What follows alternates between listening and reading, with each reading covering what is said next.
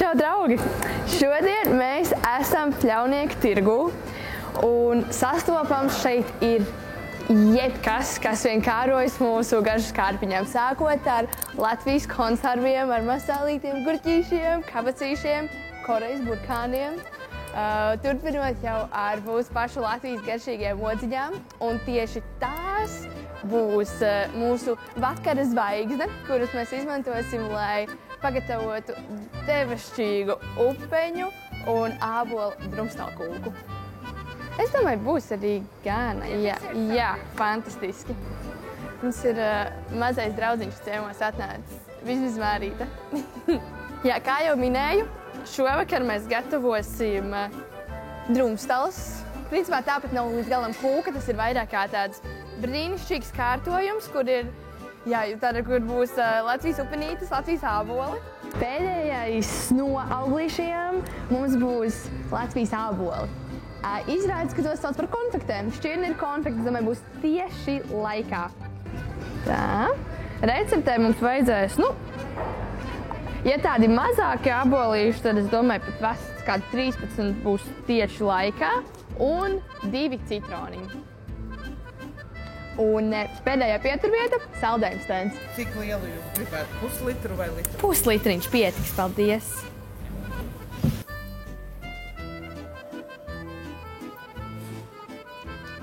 Tā esam mājās, cepeškrāsns ieslēgta, uz 180 grādiem sildās, un kamēr tā dara savus procesus, tad mēs tikmēr varam sagatavot ābolus.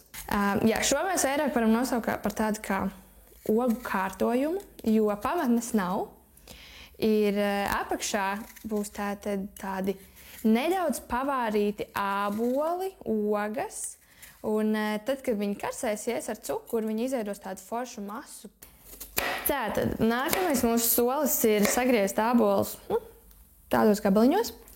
To visu mēs liekam vai pannā ar augstām maliņām vai katls. Pēc tam tur tiek arī liktas ogas, cukurs, kanēlis, vanilīna cukurs. Un tas viss tiek karsēts minūtes 7 uz lēnas uguns, lai tas viss bišķīt kopā savāras. Un upenes pašas par sevi ir skābas, līdz ar to cukuru noteikti vajadzēs vairāk. Bet šī recepte ir ļoti, ļoti forša, ka var likt, ko vien sirds kāro. Ja ir zemeņu sezona, lieciet zemenes, var likt plūmes, persikus, pilnībā jebko. Un līdz ar to tad jau pašam pēc garšas ir arī jāskatās. Ja oga ir saldāka, ja tas persiks ir riktīgi arī salds, tad noteikti cukuru nevajag tikt daudz. Odziņām ir jānoņem nost no cakariņiem, lai tā, kad mēs baudām to skaisto desertu, tad tur nav pēkšņi kaut kas tāds nepatīkams uzkosts. Tā šeit mēs liekam pannu, katliņu uz plīts. Mēs pieliejam nedaudz ūdeni, tā ka var redzēt apakšā, lai būtu nedaudz nosakts ar ūdentiņu, lai visur viņš tur ir. Tālāk mēs ņēmām kādus 4 ēdamkarotes ar cukuru. Tad mēs ņēmām droši kādu tējkaroti ar kanēli. To arī, ja kanēls nepatīk, to var droši izlaist. Un vanilīnu cukuru varbūt nevajag pasaukt tējkarot, to vairāk, tā, pusīti, kaut kur tā. Ok. Un tagad mēs varam šo visu nedaudz apmaisīt. Mūsu draudziņš Bizmizmārīta no tirgus atceļojas uz Atžiem. Piedalās arī ne tikai produktu pirkšanā, bet arī paša saldā pagatavošanā. Sviests ir tik, cik jums ir. Man par šobrīd ir 180 grami. Miltiem ir jābūt 2 reizes vairāk. Tātad man tie būs 360. Savukārt cukurs, es izmantoju brūno cukuru. Man labāk patīk, ka viņš piedod to bišķīto kaut kādu vēl mazu niansīti garšai. Un cukurs ir 2 reizes mazāks nekā sviests.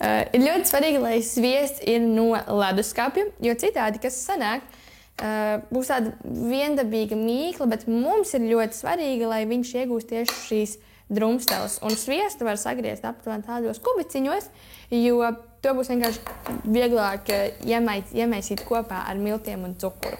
Tālāk tas nozīmē, ka mēs liekam 360 gramus ar miltiem un 90 grami ar cukuru.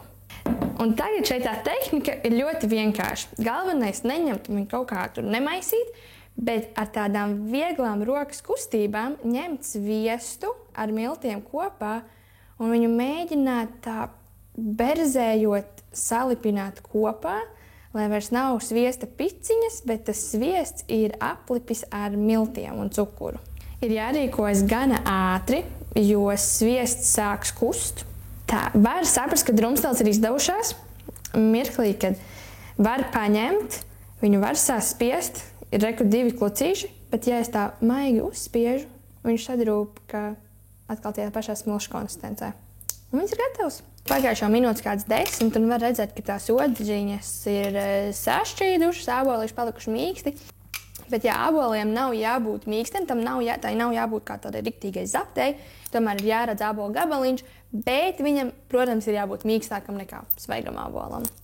Tagad šis viss ir jāliek traukā, pāri drumstels, cepeškrēsni iekšā, 20 minūtes, un tad jau būs gatavs.